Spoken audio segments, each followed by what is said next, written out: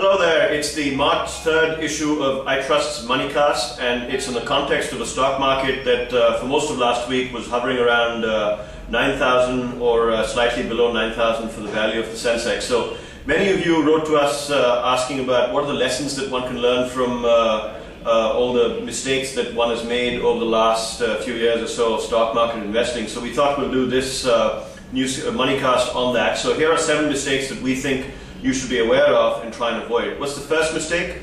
Well, it's a tendency to overtrade, or in cricket parlance, trying to flash outside the off stump on every ball that is bowled at you.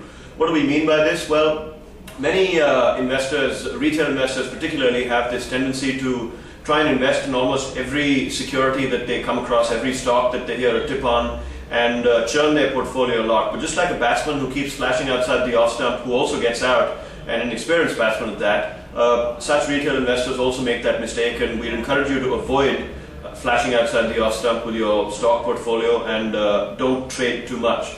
The second mistake that people make is overconfidence. They're unrealistically optimistic in the direction of the market. They only feel that the market can go up. This is particularly true of investors who are investing for the first time, who join the stock market during its bull run.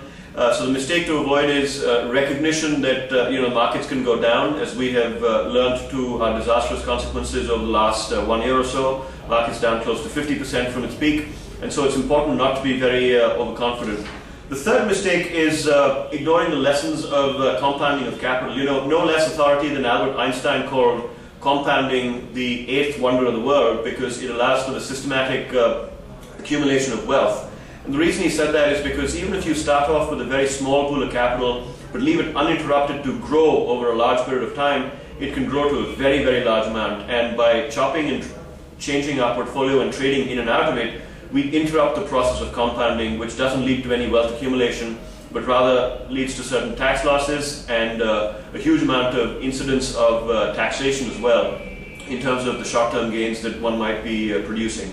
The fourth mistake is people worry a little too much about the market. Often you'll hear at the lunch table in the cafeteria or at home or among friends talking about, market kitna ja raha hai, where is the market going? Some of the world's best investors don't know where the market's headed to. But what they do know, and what they do watch very closely, is where the companies they're invested in are headed towards. So don't worry about the market, but worry about the prospects of the businesses that you're investing in. Is the company whose stock you own going to be a much larger and more profitable business 5 years from now? That's the question you need to worry about, rather than where the market's going. The fifth mistake is timing the market. Most people think that they can sell right at the top of the market and buy right at the bottom of the market. Well, 99% of you are going to fail. It's been proven over and over again that it's very, very difficult to time the market and make profits on a sustainable basis on that. How you can avoid this mistake is to invest systematically across the cycle over a period of time, rather than to figure out when's the best time to invest. Just be consistent and put in a little bit of capital very recurringly into the market. The sixth mistake is selling in times of panic. When people don't know what they're invested in because they've not looked at their risk profile and have been very overconfident about the market, people just tend to look for the exit as soon as the market starts going down. But if you liked an investment when the stock market was at 20,000, you should be loving it when the stock market's close to 9,000 right now. So don't sell in terms of in times of panic.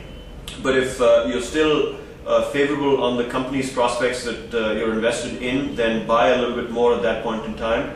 Otherwise, you'll make the mistake of buying right at the peak of the market and selling right at the bottom of the market and get hurt both ways. The final mistake that people make is they pay a little too much attention on what's happened in the past. Or the recency effect, as it's called by behavioral economists. It's similar to driving your car, looking into the rearview mirror rather than looking through the windshield. Don't look at what's happened in the past. Often that's not a very good guide to what the future is going to be. Look at what the prospects of the companies that you're invested in are going to be in the future, and whether the business prospects would be better based on increasing market share, a change in the regulatory environment, a new product coming out, or a new factory coming out that's going to increase production in a very profitable way and improve the economies of scale, and so on. So, to summarize, investing requires a lot of patience and discipline. and not making too many mistakes. And hopefully, if you can avoid some of these 7 mistakes, you'll be a lot happier with your portfolio 1 year from now. Thanks very much. Bye-bye.